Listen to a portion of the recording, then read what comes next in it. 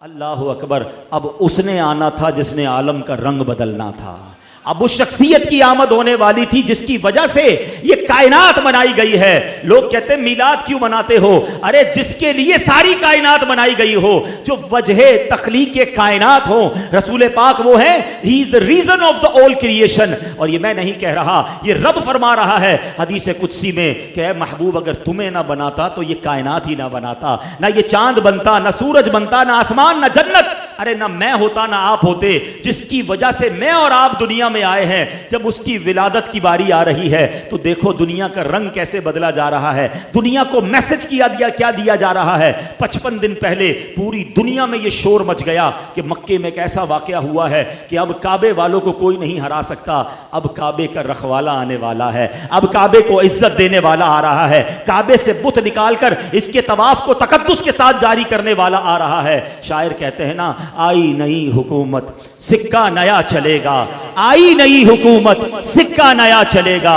आलम ने रंग बदला, सुबह शबे विलादत मुबारक हो। वो शाह परदेस से बाहर होने वाला है, गदाई को जमाना जिसके दर पर आने वाला है। अल्लाह अकबर। ये वाकया नबी पाक की विलादत से 55 दिन पहले होता है और फिर 12 रबीउल अव्वल का वो मुबारक दिन तशरीफ़ लाता है कि जब नबी आप पाक अलैहिस्सलाम सुबह सादिक के वक्त पीर का दिन होता है और इस दुनिया में मक्का पाक में तशरीफ़ लाते हैं। हर तरफ खुशी का समा है, नूर की बरसात है। बीबी आमना फरमाती हैं, जब विलादत का वक्त था मेरे जिस्म से ऐसा नूर बुलंद हुआ जिस मैंने दूसरे मुल्कों के महल्लात को देख लिया। फरमाती है, मैंने देखा कि एक मशरिक में झंडा लगाया गया, एक मगरिब में झंडा लगाया गया, एक काबे की छत पर झंडा लगाया गया और उसके बाद नबी पाक की विलादत होती है। अल्लाह अकबर। मेरे आका की विलादत के वक्त झंडा लगाना ये फरिश्तों का तरीका है। तो है झंडे लगाने वालों, तुम्हें मुबारक हो। अब आगे चलिए, मेरे आका के बचपन का एक वाकया फिर मैं बयान को इख्तिताम करता हूँ।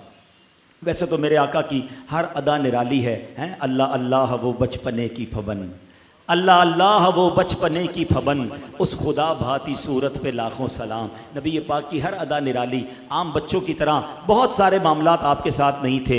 आप खतना शुदा, नाफ कटी हुई, नाफ काटनी पड़ती है जब बच्चा पैदा होता है, नाफ बुरीदा हैं, खतना शुदा हैं, खुशबुओं में महके हुए, गुस्ल किए हुए मेरे आका दुनिया में तशरीफ़ लाते हैं। और जैसे ही दुनिया में आते हैं मेरे आका सजदे में चले जाते हैं। ज़बान मुबारक से रब्बे हबली उम्मती की सदाएँ हैं। सलातो सलाम में पढ़ते हो ना, रब्बे हबली उम्मती कहते हुए पैदा हुए, हक ने फरमाया कि बख्शा अस्सलातु वस्सलाम। तो कैसे आका हैं कि जो आते ही उम्मत को याद कर रहे हैं। सुभान अल्लाह।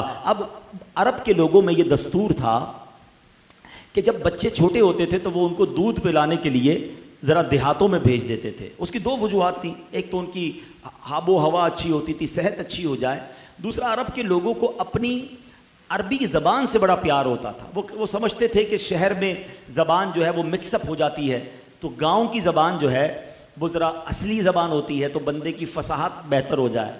तो बीबी हलीमा सादिया एक ऐसी दाई है। अब देखें कि कमाल देखो कि उस ज़माने में, उस वक्त, उस साल बहुत सारी दाइयाँ मक्के आईं और बड़े बड़े रईसों के बच्चे लेकर गईं। हमें किसी का नाम याद नहीं है, मगर एक ऐसी दाई जो आई तो दूध पिलाने थी, गरीब ख़ानदान से ताल्लुक़ रखती थी। खिदमत नबी पाक की 1450 साल हो गए। सीरत की हर किताब में दाई हलीमा का नाम मिलता है। मेरा नाम करेगा रोशन दो जग में नाम तुम्हारा।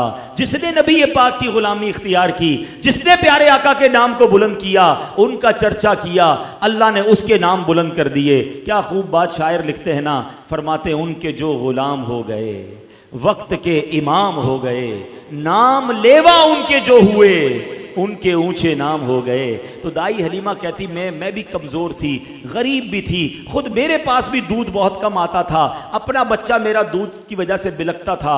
मैं मक्के पाक आई, सब दाइयों ने बच्चे ले लिए, मुझे किसी ने बच्चा नहीं दिया, मगर मैंने एक बच्चा देखा, चांद सा चेहरा, खूबसूरत चेहरा, नूरानी चेहरा, मगर कोई दाई उसे ना ले गई, क्योंकि नबी पाक की विलादत से पहले ही प्यारे आका के वालिद मोहतरम का विसाल हो गया था। दाइयों ने सोचा वालिद ही नहीं है, हमें माल नहीं मिलेगा, हमें तोहफे नहीं मिलेंगे। तो किसी ने बच्चे को नहीं लिया। आप सोचती हैं मैं खाली आई थी, खाली जाना नहीं चाहती थी, सोचा किसी ने नहीं लिया। जैसे बच्चे को देखा दिल में जगह बन गई। बड़ा प्यारा मुस्कुराता चेहरा था, नूरानी चेहरा था। मैंने सोचा खाली हाथ जाने से बेहतर है इसी बच्चे को साथ ले लेते हैं। अब सुभान अल्लाह, दाई अलीमा कहती जैसे ही बच्चे को गोद में लिया मेरे पास भी दूध बढ़ने लगा, मेरी बकरी के थन भरने लगे। हम सब घर वालों ने दूध पिया। मैंने अपने बच्चे को भी अपना दूध पिलाया। जनाब रसूलुल्लाह सल्लल्लाहु अलैहि वसल्लम ने भी दूध पिया। अब जब वापसी का सफ़र शुरू हुआ, कहती जब आ रही थी मेरा खच्चर भी लागर, मेरी ऊँटनी भी कमज़ोर, मेरी ऊँटनी सबसे पीछे रह जाती। कई बार काफले वालों ने कहा ए हलीमा तुम्हारी वजह से काफला रोकना पड़ता है, तुम्हारी ऊँटनी और तुम्हारा खच्चर पीछे रह जाता है।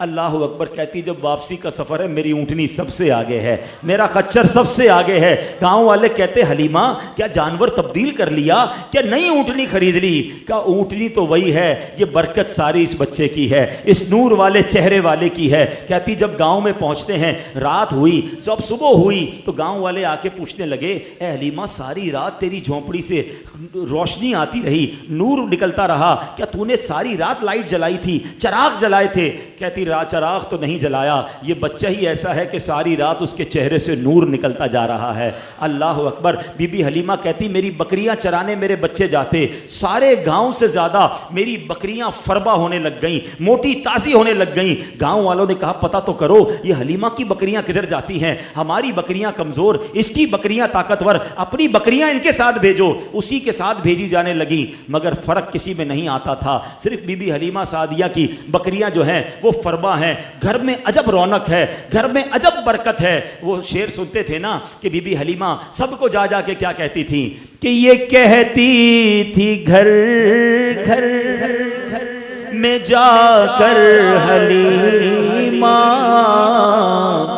मेरे घर में खैरुल वरा गए हैं, बड़े औज पर है मेरा अब मुक़द्दर, मेरे घर में नूरे खुदा गए।